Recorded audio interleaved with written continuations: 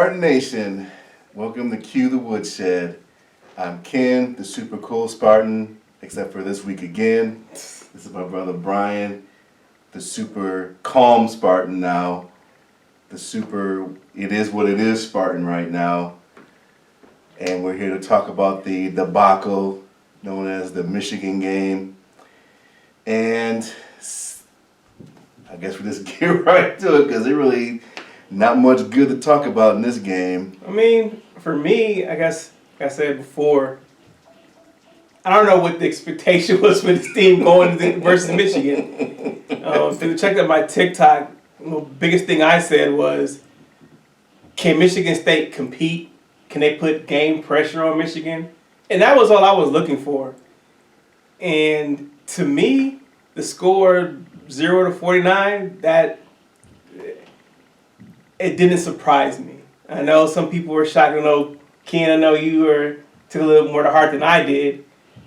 It's just, like you already said, it is what it is. This team has shown their bones and who they are.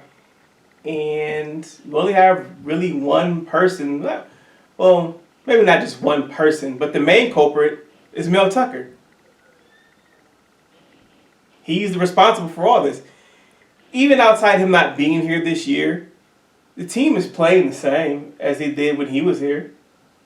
The penalties, the ridiculous play call, the undisciplinedness, if you want to say it. To me, it was just another culmination of this is what Mel Tucker has done to Michigan State. And I think to your point, Ken, this might be one of the worst Michigan State teams ever in football. And it's a hard pill to swallow because, again, the talent of this team is enough to win 7-8 games in the Big Ten. I don't think that if we have a real coach, we'd probably still lose to Michigan, but we probably win about 5 games.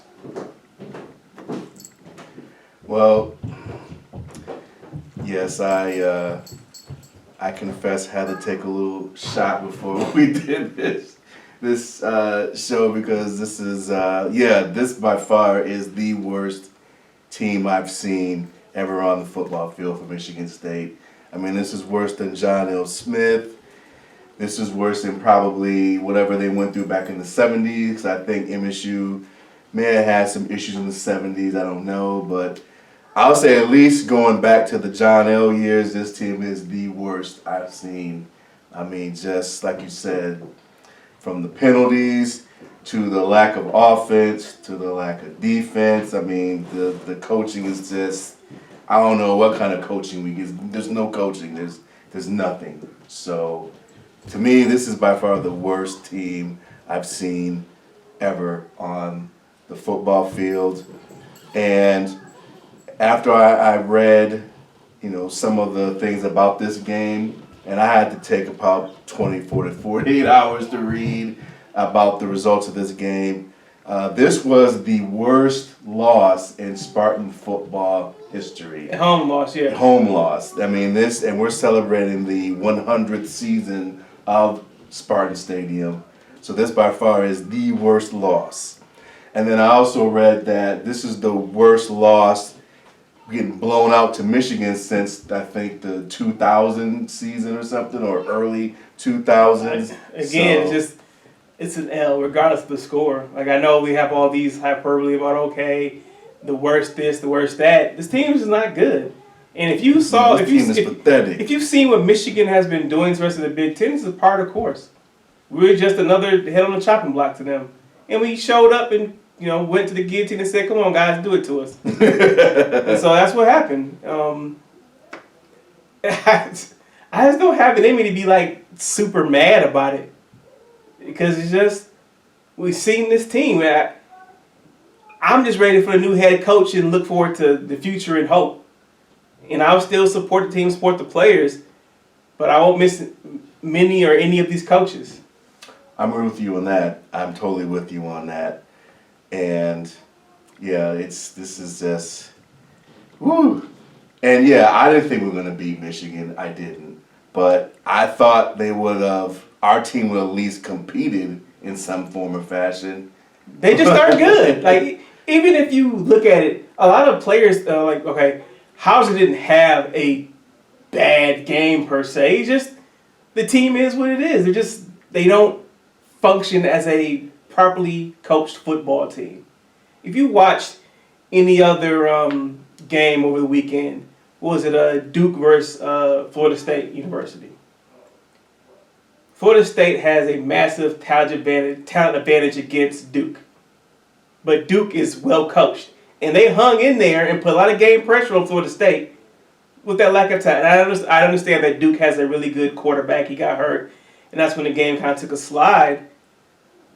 But the point is, all right, if you have good coaching, even if a team is better than you, there shouldn't be too many teams that can just go out there and beat you 49-0. Yes, and that's my point, is that when it comes to, and I'm not saying a loss is a loss regardless, but if you have a team like a Duke who is pretty good coach and they have some decent talent and they at least took some kind of fight to Florida State and they lose, okay, I can accept that. And there have been MSU teams in the past that have been like that against Michigan. And as we've seen in the Antonio years where we've pretty much dominated Michigan, I mean, that was great. But even if we had some kind of fight and we still lost, okay, that's fine. But, I mean, we just showed nothing. You think that they did fight, they're just not good enough. What kind of fight did they have? It's like, all right, if you fought a 3-year-old, the 3-year-old going to put up a fight against you, but all right, is it really what's 3-year-old going to do to you? Nothing. Michigan State was a 3-year-old, and Michigan was a grown man, and that's what happened.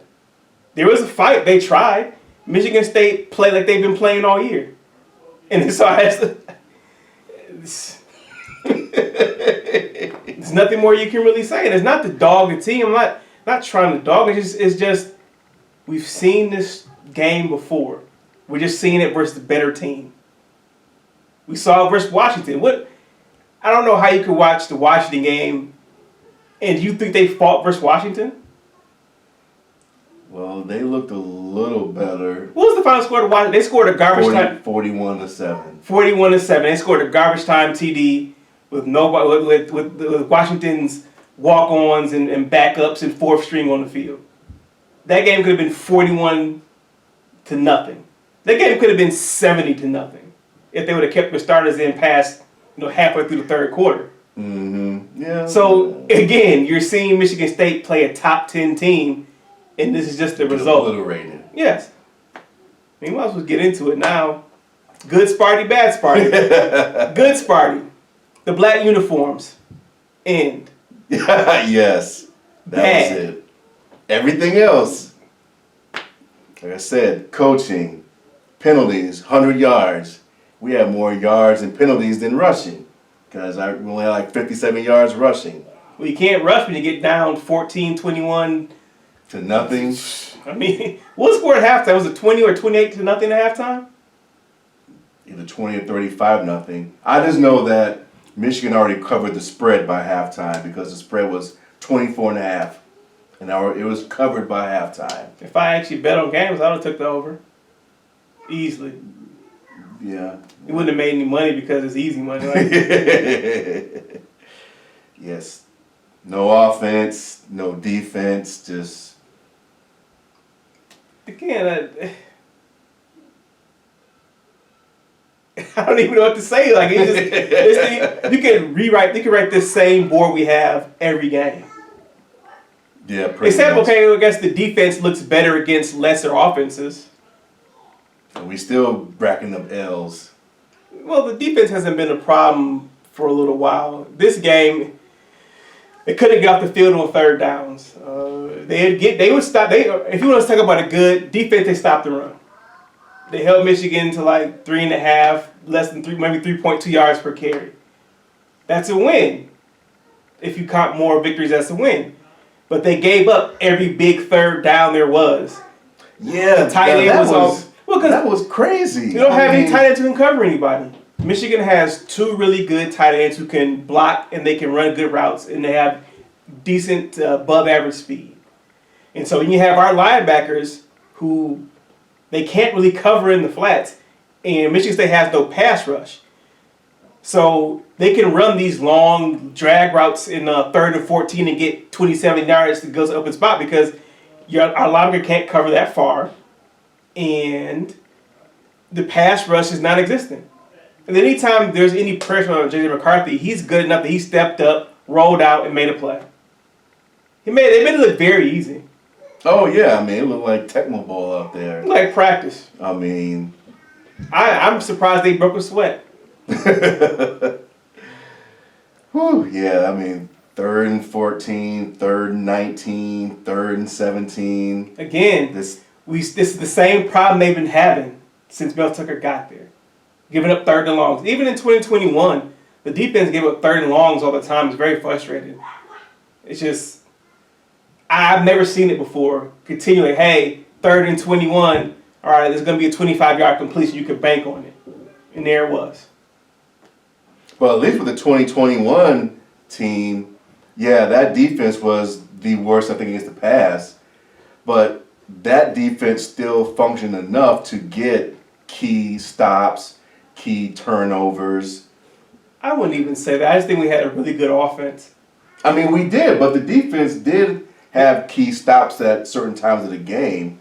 Now, granted, those 2 losses we had, Ohio State and Purdue, I mean, yeah, the defense, they really didn't show up in those games. Yeah, bend but don't break, but they just Right. broke. And they've been breaking basically ever since. Oh, yeah, they've been broken ever since 2021. It's the same thing, different game, And let's just talk about the offense for a second. We know the offense is pathetic, but I really don't know the offensive coordinator, like, when he's putting together his game plan. I mean, what is he saying? Well, the team is limited. All right, so one of the biggest problems with Michigan State offense, and you can say this on defense, they don't have who's their guy. Who's the person on offense or defense you have to say, we can't let him do something to us? There isn't one. We don't have receivers that scare anybody. We don't have a running back who scares anybody. And Nathan Carter's good. I'm not saying that he's not good. Yeah. It's just that they don't scare anybody because offensive line's not good enough to have a running back to do anything to them. Like I said, receivers, tight ends. Malik Carr has all the talent in the world, but it just doesn't seem to be coming together at all. And I don't know if that's the scheme. I don't know if it's the players. I don't know if it's coaching. It could be all of them, all of the above. I think it's all of the above. But there's just no guys on the team. There's no stars. There's no game plan opponent. There's no opponent that's the game plan for anybody on either side of the ball. There's no pass rusher. There's no linebacker. There's no cornerback to say, oh, hey, don't throw to his side of the field. They're going to get it. No. So basically, teams can come in, massage, lather themselves up, and do what they want. Because they don't have to account for anybody. They don't. And this, again, I'm not trying to crap on the players. This is just the reality of it. And I told her mom last week, I choose to live in reality. Who scares you on the offense? Just take yourself out of Michigan State. Think about all the players, and think about, hey, that guy could hurt you. Yeah, I can't think of anybody. No, and then with Michigan State, this is just a team full of solid players. And if you have a team full of solid players and good coaching, that should get you 7-8 wins. The Big Ten is not good. Oh no, the conference alone is pathetic. No, and it's clear. Clearly, Michigan is above head and shoulders anybody else in the Big Ten. Penn State, they don't have it. Ohio State, they don't have it. They have guys though. At least Ohio State, it has people you have to account for and worry about. Same thing with Penn State. Michigan, same thing. Everybody else is, not really. Right. Well, like I said last week, after we had that debacle loss at Rutgers. I mean, all these losses are debacles. I'm just talking about that one when we were winning. You have to be specific of what debacle you're talking about. Because he goes from game to game to game to game with the Bengals. The Rutgers one, we were up 24-6, and we blew it in the fourth quarter. I think Rutgers is 6-2. Yes. And before the Michigan State game came on, they were showing Minnesota Iowa, and I was surprised to see that Iowa, before they lost, Iowa was 6-1. Yes, they are, because the Big Ten's not good. Look at who's Iowa beating. Us. They beat Wisconsin. They lost to Minnesota on a controversial last play return touchdown type deal. I don't feel sorry for them. But we know the Big Ten West. We know the Big Ten West ain't nothing. Right, but I'm just saying, to your point, if you have solid players and at least some decent coaching, you can be 6-2, yes. 6-1 right now. Yes, and I can understand that's my biggest frustration with the team. If we keep going back to coaching, because that's what it really is. You know, the only 2 games, 2.5 games, Michigan State should have lost. Washington for sure, Michigan for sure, maybe Maryland, and everything else should be W's. Easily, and you can see it in the game that, okay, these teams are more talented than Michigan State. Michigan State just continue to shoot themselves in the foot with penalties, ridiculous play calls. I don't know how many times I'm going to see Jay Johnson on a 4th and short just blow it. That's a stupid play call. Yeah. Like read option, do the tush push, or just punt the ball. If you can't do it, I honestly rather than just punt the ball on 4th and 1s now. I agree. Make sure you can punt on 3rd and 1. Hey, Jonathan Kim's a good kicker. Let's get him out there for some 60-yard field goals. Why at it? Why not? Wow, I just remembered. Yeah, he didn't even sniff the field, did he? I don't think Michigan State crossed the 50. Oh boy. So this goes back to the conversation now of recruiting, because like you said, this would have been Tucker's 4th year. And by the 4th year, 5th year, this is where you really, as a head coach, have your fingerprints on the program. Yes, your guys. So outside of 2021, and I know that he was in some pretty good recruiting battles against some of the upper echelon players, and they ended up going elsewhere, which is fine. But how did he, and outside of going to the transfer portal, I mean, what was his real assessment of the talent? Unknown. On the message boards, there have been plenty of people who've complained about what is our recruiting strategy. And, okay, who are we getting? Now, you'd be surprised that Michigan State does have, in terms of 4 stars talent on the team, they have like 22 4-stars or something like that on the team, which is decent enough talent. All the guys in the young guys in defense, they're all high 3-star, 4-star guys. Like I said, they're young and it's just bad coaching. Mm-hmm. I don't know what to say, because I don't think, this is regarding the Michigan game, that the DBs got beat so bad. It was just mostly the linebacker. Our weakness is linebackers. And they don't cover well. If you have a 4-2 system, you have linebackers who can't cover. Now that's on Tucker, because, all right, who are you recruiting in linebacker? Right. Now you got Jordan Hall, and he's a stud. He looks like he's going to be a really good football player. Hopefully he stays. If he doesn't, God bless him, because I understand. Anybody wants to leave the team, I understand. We had 2 players already hit the portals. So. Yeah, and that's fine. We weren't good with them. I'm not saying it's their fault. I think we'll continue to be not good without them. So. Oh yeah, because we're not winning another game. I mean, it would not surprise me. We're going to be 2-10 by the end of the season, and then we'll see. The coaches just, go up to the podiums and give their, oh yeah, we did our best. We're gonna try and. Well, we have to remind ourselves that this is not all. The coaches are bad, yes, but this has all been established by Mel Tucker. These are his guys. He chose to keep the coordinators around. He chose god awful special teams. Ross Ailes. I don't know. Yes. He started off as the linebackers coach and special teams coach. Was there you didn't watch the whole game? No, because I understood what it was. I just checked in because I rather not. I'm a masochist for Michigan State. I'm not that deep of a masochist for Michigan State.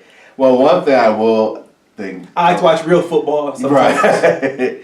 One thing I will say that's a good Sparty, because I went to the Urban Tailgate event. I mean, unfortunately, that was the only game they had on. Yeah, I say a TikTok. They were dancing and doing doing the shuffles and all the different hustles out there. Yes, that was a good Sparty. Just still having a good time, drinking and partying. What's the saying? Win or lose, we booze. That was it. Yes. That's one thing we do at MSU, regardless. 49-0 or 49-48, we still gonna party. That's a good Sparty. Okay. But outside of that, that game was just pathetic, and this game specifically, this really, brings out all the question marks about the former head coach with the whole talent. Not just from the recruiting aspect, from the coaching aspect, recruiting strategies. See, again, I don't really think it's a talent issue. It's a coaching issue. Now, we're talking about competing for Big Ten championships, what he was supposed to be heading up there for. Yeah, there's a talent deficiency. Yeah, that's what I'm referring to. And in terms of recruiting, they whipped on a lot of guys. I don't know what the recruiting strategy was. You can go to the message boards, the ones out there in 24/7, rest of the message board, On3, Michigan State. Go there, and then they have the Rivals, One, Sports Illustrated. Go there, subscribe to those places. They can go give you the full rundown of all that stuff, recruiting-wise. But look at the numbers. Like I said, there's talent on the team. Now, is it people are going to go out there and are you scared of these guys? Ooh, no. But they should be solid enough. Right. Yeah, like I said, Rutgers is 6-2, Iowa's 6-2. I think Maryland's at least 5-3. I don't know. But you can look at the schedule.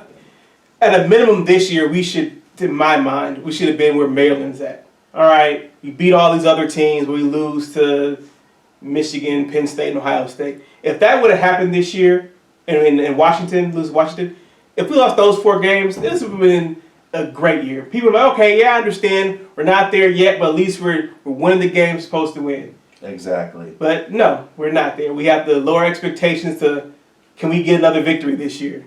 And signs point to no. Because I don't know, if you can't beat Rutgers, I'm not saying Rutgers is a complete, terrible team, but Michigan State is better than Rutgers. But you lose to them. Right. Better than Maryland. Better than Maryland. Better than Iowa. I don't know if they're better than Maryland per se. I think we're about right there with Maryland. So that's why I say that game Toss up. Should have been. But all right, so our next week, Minnesota 4-3. Who beat Iowa last week that we couldn't do. 12-10. And the only reason you lose to Iowa, only reason Iowa will win a game is because you make mistakes. Iowa doesn't beat teams. Teams beat themselves. And that's why they're 6-1 or 5. Well, they're 6-2 now. 6-2, whatever. I don't care. Because they're just a sacrificial lamb for whatever team wins the Big Ten East. Because whoever wins the Big Ten West is going to go face Michigan and get bludgeoned to death, like we've been seeing since we got East and West divisions in the Big Ten. So Minnesota 4-3, they're not good. PJ Fleck, okay. I'm just throwing shit everybody. Row the boat. Row the boat. We're going to get our boat rowed, I think. Just because we're just going to make the mistakes to lose the game. Whenever you'll see it, there'll be a point probably Michigan State's looking like a real football team. They're looking like, hey, we can do this. We can hope. We got this. And they're going to screw it up. There's going to be a penalty that kills the drive. That's going to lead to a bad punt. There's probably going to be a penalty on the punt. And then that punt's going to get returned for a touchdown. It's going to be shanked. And they're going to get a short field. I don't think this team has much left because how many times can you get up emotionally for these games? No, I think this team is broken. I mean, when you get beat down like you did at home. I mean, just look at the last 3 games. The Iowa game, Rutgers, Michigan. Like, yeah, I think this team is done. And guys have to be checked out because as a fan, as a Michigan State fanatic, I'm halfway checked out. Yeah. And if it wasn't for this podcast, I probably wouldn't have watched more of that game than I did. Yeah. Like I said, I love Michigan State. It's the only school I ever wanted to go to when I was a kid. My big brother was there. I used to remember going up there on Sundays and go up to Holden Hall and be like, yeah, this is so cool. Dorm rooms, Michigan State, yeah. And I was like, let's turn some real football games later on. We watching it like, nah, I'm good. Basketball starts soon. They had an open scrimmage on Saturday. Yeah, I've been reading about that. You know, I heard some people look good. Yeah. The young guys coming in. We're back to looking forward just to basketball. Izzo's our savior once again. You know, somebody was saying on the message board, what if we sacrificed the football season for Todd Izzo win a second championship? I think I'd make that trade. Oh yeah, definitely.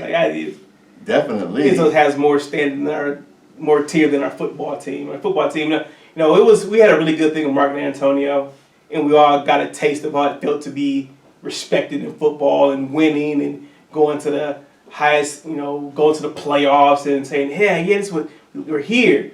And so that's what makes this decline hurt so much. Yes. Because as bad a shape as the team was when D'Antonio left, I feel like we're worse. Oh yeah, but like I said, worst team ever. I mean, that's what I'm saying. This is like the worst.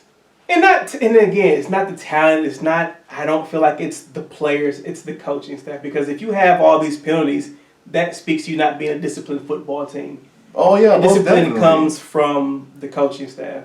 So I cannot wait to watch the Mel Tucker regime out of our memories, out of our minds, and go on to whoever the next coach is. At least get some hope. And I'm honestly, and I know a lot of fans feel this way, and I'm with you all. Michigan State can screw this up, and we just gonna be we will be Indiana. We will be we'll be the new Rutgers. Yes. That's my fear. The Board of Trustees clown show. We have some more noise coming from them. People are calling for people to resign. Yeah, Big Gretz. They need to change the whole system. It should not be left up to people just to vote on who the Board of Trustees are for these schools. They should be appointed. I agree. Because you just have people going out there just willy-nilly. You have the opposing fan base, hey, let's vote this clown in for Michigan State. Because they can vote on our Board of Trustees too. Mm-hmm. And so you have that. You have the Jumbotron Hitler question thing, fiasco. Like, how's it even happen? How do you not vet somebody and say, hey, what are your questions going to be for this pregame thing? Hitler, how about no? Right. It took a quick check. All right. Michigan State was established in 1855, blah, blah. Hitler, How does it even go as a trivia question? How does it even happen? Complete clown show. And so, my hope, and this I know it's a far shot, we don't have a Board of Trustees. We don't have a president. Can Howard just say, hey, Urban, you can be all these things. You can even be the AD. Here's $15 million a year.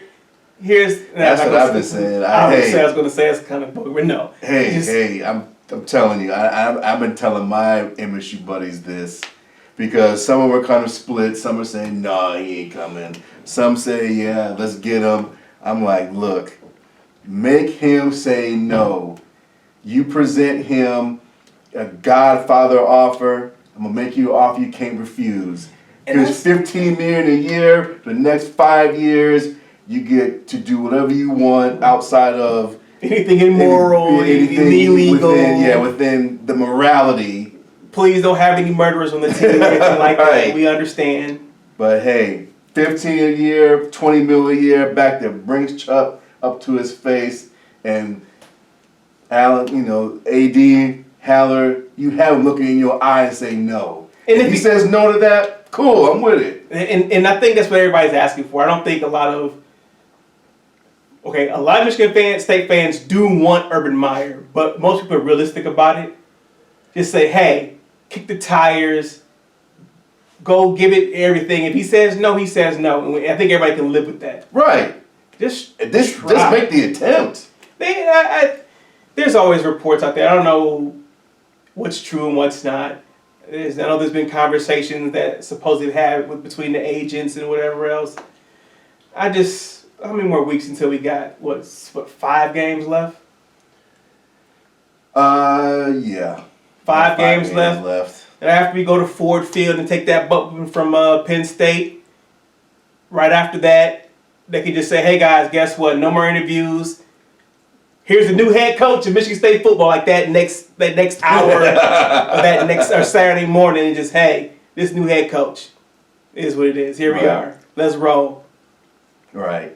And like you were saying, the fear that I have and probably most fans is who is going to be that next guy, because, again, with all of the top Pac-12 teams coming into the conference and the way we're looking, yes, we are very much in the danger zone to be the new Rutgers and look at Indiana in the face to be one of the worst teams in the conference. Very much possible. I know. And we look at the Pac-12, kind of go on a tangent about them coming over. They lose a lot of their big-time quarterbacks. Penix is gone.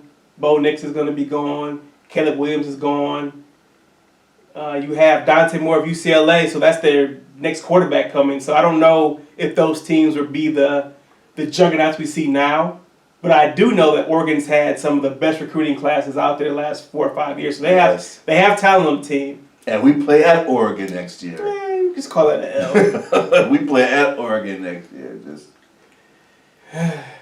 But again, I mentioned this to you, like, just the Big Ten quarterback play is just absolutely god-awful. Yes, it's been like that for a long time. Easily the best QB is J.J. McCarthy, right? And I know I'm praising Michigan, but they're good. And I'm not going to hate them for being good. But you look at it like, okay, then who's the next best quarterback? My question is, I've told my Michigan friends this, to me, it's hard to gauge how good you are beating up on bad teams. Well, they've been destroying bad teams, so... Yes. So what happens if you get in the playoff? I'm not going to write off Ohio State just yet, but if you make it to the playoff and you play against a Georgia, a Washington, teams with elite offenses, and like what happened with them with TCF last year. TCU, I'm sorry, TCU. They didn't get to scout TCU. Yeah, see? They didn't get to scout them because, The sign stealing, maybe they would win if they sign stealing. They just came out that the dude who's been doing all this purchased all these tickets to go to these different stadiums. There's no evidence out there. This is a nothing burger. Everybody does it. The Michigan excuses. Oh, yeah. We'll see. Very Trump-like. We will see what happens to them. I don't feel bad for them. I hope they get hammered. Most definitely. But, like I was saying. On to Minnesota. Yes, I don't even know who their quarterback is. All I know is, they got I have PJ no Fleck, clue. I think the the quarterback has a long last name. He's, PJ Fleck, he's only had really one good year at Minnesota. There were people, I know when they first started the coaching search, people were talking about PJ Fleck. I said, for what? What has he done at Minnesota? He hasn't won a bad division. He's only beaten, I think, Penn State out of the top East teams. The year they went 11-2, I think. And it's like, okay, what has he done that makes you that garnish? We should go to PJ Fleck. No, thank you. I'd rather take a chance on another coach from somewhere else. Yes. Mike Elko, Jake Dicker. Yeah. If we don't get Urban Meyer, yes, particularly we need a coach that can bring a lot of offensive creativity, because I just want solid victory. I don't even care about offense, defense. I just want to win again. I don't care about how we win. Iowa knows they don't have a good team, but they're still winning. I'll take that over being with 2-5. So yeah, I agree. Like, so I agree. I'm just beaten down to the point of just win the games. I don't know who's going to be outside of Meyer who'd have the cachet to come in and win instantly. I don't think that person is out there. Yeah, I agree. I don't think that. And so you're going to have to choose somebody. Yes. Well, that's what Alan Haller has to do. That's his job. We should choose our dad because he's quite the. He has quite the eye. He can probably call the plays before they even call Michigan State. I mean, when you have a technical ball offense, this is a run play. This is stupid. You can. I hate fourth downs again. I'm going on a little tangent. I don't care. You can see them line up like this is not going to work, and it doesn't. You just see it like, what are you doing? Like, I'm not an X's and O's football guy. There are a lot smarter football people out there, but if to a layman's I can see, hey, this ain't gonna work. Why run it? My wife, she's like, what are they doing? They line up. That's not gonna work. She's into football, but not like that. She's like, nope, this is not gonna work. I agree with you, honey. That's what it's gonna do. They're gonna lose this, and it's funny. I say, all right, they're gonna lose. They're gonna miss this fourth down, and Michigan come down and score. Of course, that's exactly what happened. Whatever. Launch Jay Johnson out of the cannon. Whew, boy, yeah. So, I did find another interesting, fun football fact about MSU, and this is regarding to Michigan since they blew us out 49-0. You know, like we said, the worst home loss at Spartan Stadium ever. So, I did find out that Michigan State actually blew out Michigan in the rivalry one time. Back in 1967, they blew out Michigan 34-0. Was that national championship year for us? I think so. I think it was a year with when they had like Bubba Smith and I think Gene Washington. Because as I pointed out, I think maybe in our very first episode, I think so, that Duffy Doherty at the time, he was one of those rare coaches from the North that recruited players from the South. He was like the first. Yes. So college football immigration. Yeah. So and so he had those type of players on that team. So yeah, they blew up Michigan 34-0. Well, that won't happen again. Right, back in 1967. Yeah, that's a long going memory.